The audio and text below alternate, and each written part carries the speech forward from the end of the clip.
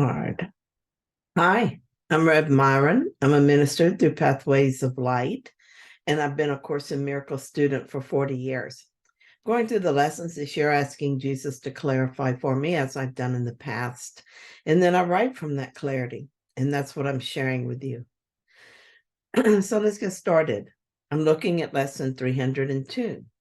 Where darkness was, I look upon the light. Father, our eyes are opening at last.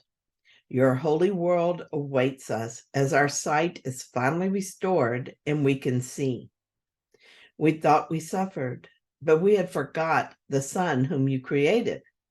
Now we see that darkness is our own imagining and light is there for us to look upon.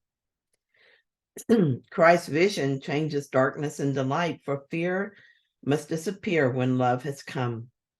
Let me forgive your holy world today, that I may look upon its holiness and understand it but reflects my own. Our love awaits us as we go to him and walks beside us, showing us a way. He fails in nothing. He, the end we seek, and he, the means by which we go to him. The solution to everything painful, everything harmful, is to forgive it. In forgiving all things are seen differently. If my body is in pain, I forgive it. In other words, I forgive the idea that this body is me. I forgive the idea that this body actually exists. That is more than an image formed from my thoughts. I also forgive the idea that pain could be real. And I open my mind to another way to experience this. Further, I forgive myself for choosing the will of man over the will of God, a will that I actually share. Until I forgive, I will not remember who I am. In forgiving, my mind opens to perceive light rather than darkness. The practice brings me ever closer to seeing the real world rather than the illusion. As I forgive the judgments that obscure the truth, my memory begins to return. I see with Christ's vision rather than relying on my eyes, which only show me the images I've made. Christ's vision will show me the real world, and there will be no fear. At last, love shows me the way, and I gladly follow. God is what I seek, and God will bring me to himself. Everything we see in the world that brings distress is sourced by a judgment. We want the judgment so much that we are willing to accept the consequences, no matter how painful. Death, sickness, pain, hatred, war, none of these are too much to pay if we can just keep our judgments. There is so much beauty and love and joy that's available to us, even here in this virtual world of our imagination. We can give up the idea that our ego mind is capable of right judgment, and suddenly the world takes on a different aspect. Everyone has experienced this in small ways and for brief moments, perhaps had not recognized the cause of that effect. How do I forgive his holy world today? I will probably have judgments, but I can choose to change my mind. This is the way I forgive his world. I can set my intention to see only what is there so that I can begin to look for that instead of looking for guilt. If I look for the holiness of his children, then that is what I will find. This too is a way I forgive the world. This is Regina's tips. Here are Regina's 4 principles of God. She says this: these principles are like a map which depict the journey from the absolute to manifestation. The principles also highlight the awakenings that occur, which restores the never lost and reestablishes what is forever and forever true. First principle of God: pure, unmanifest life awareness. Abstract, unlimited potentiality. It is what A Course in Miracles calls Father and Heaven. It is also called Nirvana. It is the source and ultimate truth. Second principle of God: consciousness. This is the only direct creation of the source. In A Course in Miracles, it's called Christ, and the Son of God. It is the unaffected, still witness. All things manifest are made of this principle.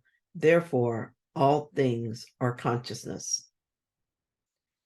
Third principle of God, the ongoing activity of creation, which occurs naturally through the interaction of the witnessing principle with that which is witnessed. In Gentle Healing, we learned about this through the Code and NTI Ephesians. I often call it divine law. It is how consciousness forms itself into the temporary forms that make up the manifest universe. You know, I see that described in lesson 325, and we'll talk about that in a bit. Fourth principle of God, manifestation. Everything in this realm is temporary, and so it is often referred to as a dream. It is consciousness appearing as something other than consciousness, and so it is called illusion. One who believes this is the realm of reality is referred to as unconscious, not awake or ignorant. When this realm is seen through ignorance, it is fearful and full of suffering. When seen through clarity, this realm is miraculous. Where darkness was, I look upon the light. So here are her thoughts about that. Today's lesson points to the four principles of God when it says, Father, our eyes are opening at last. Your holy world awaits us as our sight is finally restored and we can see. We thought we suffered, but we had forgot the Son whom you created. Now we see that darkness is our own imagining and light is there for us to look upon. Let today's lesson assist you as you contemplate the four principles of God and decide on a question to ask within. Okay, my thoughts about this. I choose to look at the third principle of God, what I will call manifestation. We are continually manifesting. If we stopped doing that, the world would not exist because it only exists as thought forms or thought taking form. I'm going to use lesson 325 for this purpose and look at a manifestation within my own life and how it occurred. This lesson begins by telling us this is salvation's keynote, so we know it is important. And I begin with this assumption, which I accept on faith. And this is from lesson 325. What I see reflects a process in my mind, which starts with my idea of what I want. So I start with an idea I want to see manifest in form. A negative or ego thought that recurs regularly in my life is this: I might not succeed in awakening. Well, I'm not worried about that, but sometimes I do wonder when I will succeed in awakening. So why would I want this? The ego mind wants this to be true, and there's still some identification with the ego. That mind is afraid of God and afraid of losing self. And the second sentence there is, from there, the mind makes up an image of the thing the mind desires, judges valuable, and therefore seeks to find. So the next step is to think of an image that represents the idea that I might not succeed in awakening. There are several to choose from, and I can use more than one, of course. There is the image of me fidgeting during meditation, afraid that I cannot meditate and so I cannot awaken. There's another one in which I'm feeling and maybe acting very judgmental towards someone. There is the image of me feeling anxious and fearful for my son or daughter, and the image of me acting on this anxiety. Another image is me feeling guilty at a thought of a past failure to be kind and loving. All these images represent the idea that I might never succeed in awakening. Sentence 3 says, these images are then projected outward, looked upon, esteemed as real, and guarded as one's own. Once the images have been decided on, I project them outward and look at them. This looking involves my eyesight, my emotions, and physical sensations. All of these ways of perceiving the images make them seem very real to me. And because I want them, I guard them. If someone tries to convince me otherwise, I'll argue against it, or I agree to go on doing the same thing, believing the same thing. With ego, I use my judgment to further condemn myself and others. So sentence 4, from insane wishes comes an insane world. 5, from judgment comes a world condemned. This is how I make my whole world and how together the sonship makes the world we share. As long as I continue to simply accept whatever ideas come into my mind without questioning them, I will continue to make the world in this way. I will find ways to temporarily alleviate some of the suffering I cause myself, and through projecting the blame onto others. I will find coping mechanisms to deal with the suffering, but not look for solutions to them because I still want them. But when I decide that enough is enough and I'm ready for a change, I have a way to do this too. That is just as effective as being insane. And so sentence 6, or sentences 6, paragraph 6, perhaps. And from forgiving thoughts, sentence 6. And from forgiving thoughts comes a gentle world with mercy for the Son, the Holy Son of God, to offer him a kindly home where he can rest a while before he journeys on, and help his brothers walk ahead with him and find the way to God. Now, when I make a painful image, instead of just suffering, I use them to recognize that I am doing it to myself, and I don't want to continue doing this. I forgive the idea that I will never awaken. I let it go. I disregard it as irrelevant to my goal of awakening. I choose images that represent the idea of awakening, such as finding A Course in Miracles and teachers. I choose images of me being vigilant and persistent, happy in my newfound dedication. I project these images and I treasure them and guard them. This is something that happened several years ago. Yesterday was very fruitful. I remembered to look with new eyes on many people, seeing them as another beautiful part of me. I let Holy Spirit speak through me and noticed that it took no effort on my part because it was my desire to do so. Mostly, I'm unaware of things I say that come directly from him, but sometimes I get a glimpse of the love that is extended. An example of that occurred last year while I was at a business meeting. I was sitting next to someone that I have a grievance against.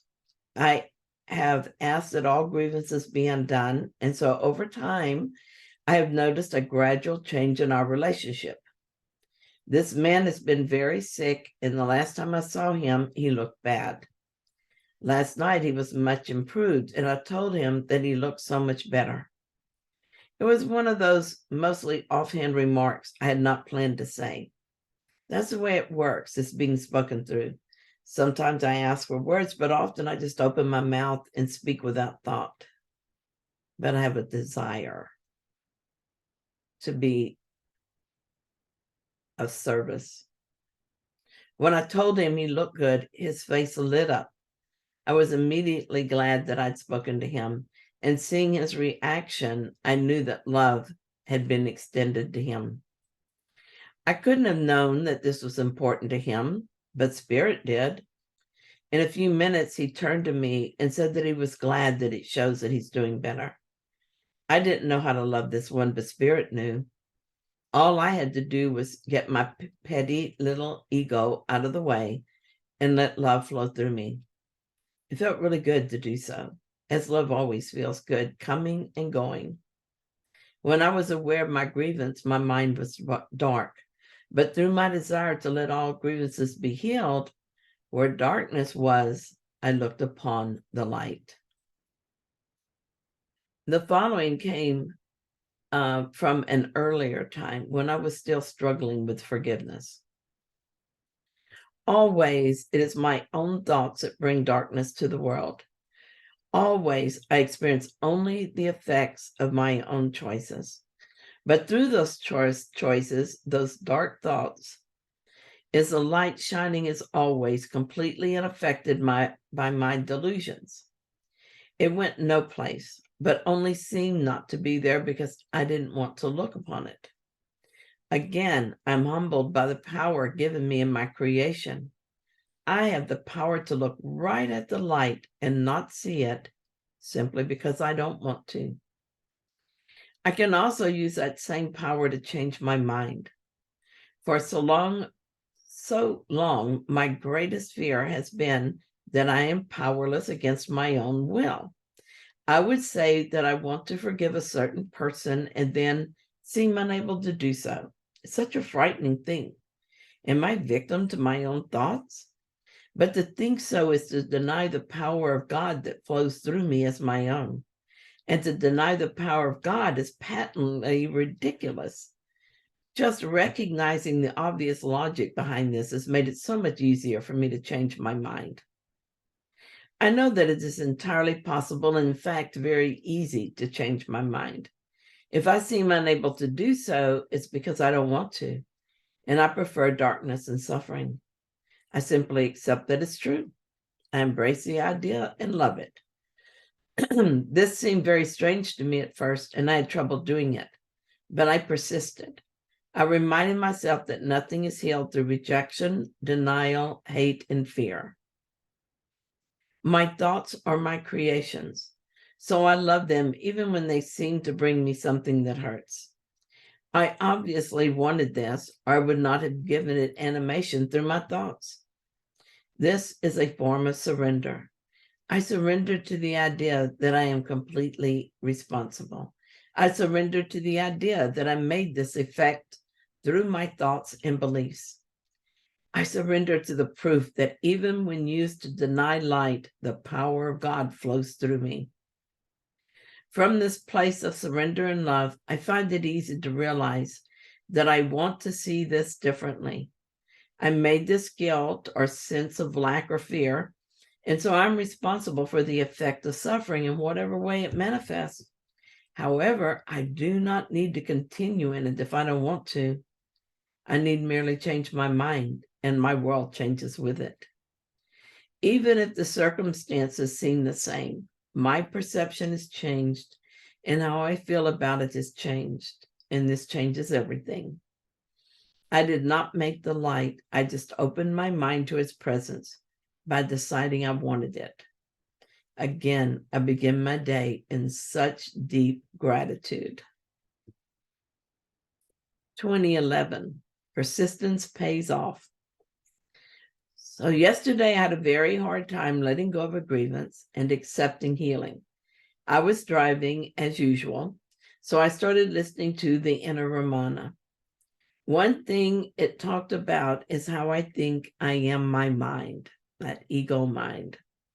I have in the past thought this was very helpful insight, but yesterday I couldn't seem to understand it. It was as if the truth in that statement simply slipped back into the darkness in my mind, and I had only a fuzzy image of it. Holy Spirit, could you talk to me about this?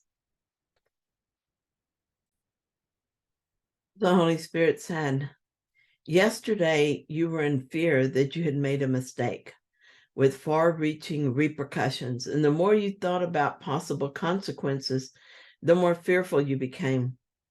Your mind tried to deal with this by first projecting it onto your victim, and then for a change of pace by smothering you in guilt.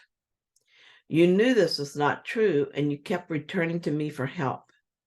But you would then return to your thinking mind, where you would be mesmerized by the guilt and fear that you found there. The thoughts in your mind told you that you were guilty of what you did, and that you would be punished for your sin, and that you were wrong to try to escape that punishment. It took you back to the past to show you many other mistakes you made. When that became too much for you to bear, you tried to find someone to project this guilt onto. You were enmeshed in this web of guilt, fear, and punishment. And so it was hard for you to really hear me. But dear one, you continued to ask, and this is how you finally extricated yourself. While you were still listening to the stories in your mind, you believed you were that ego mind. You believed all it had to say and could not see differently. The mind said you were guilty, and so you believed it because you thought it was you. But your practices have created an opening, and the light keeps the darkness at bay. You can look away from the light if you wish, but it was still there at your back, and you are always aware of it. That is why you did not fully accept the ego mind as you, and why you kept returning to me for help. While still enthralled to the ego mind, you did not at first understand what I was saying. It was not because I was not clear or because you could not understand, but only because you did not want to understand. While you were choosing to identify with the mind, you did not feel worthy of forgiveness. So you could not hear what would have led to forgiveness, even though it had been perfectly clear to you in the past. Even though you were listening to the ego thoughts in your mind, you continued to ask for my help. And I sent you thoughts through the mind to help you. This is a proper use for your mind. Okay, I see. Even now, I feel the ego mind trying to pull me back into the fear and guilt. But I am not that mind. I do not have to listen to it. It is not God's will that I be punished for my choices, only that I recognize my error and choose again. I choose again by surrendering my thoughts to you for healing. Thank you. And thank you for sharing this lesson with me. If you found it helpful, then please like it. And if you haven't yet, please subscribe. And I'll be back tomorrow with another lesson.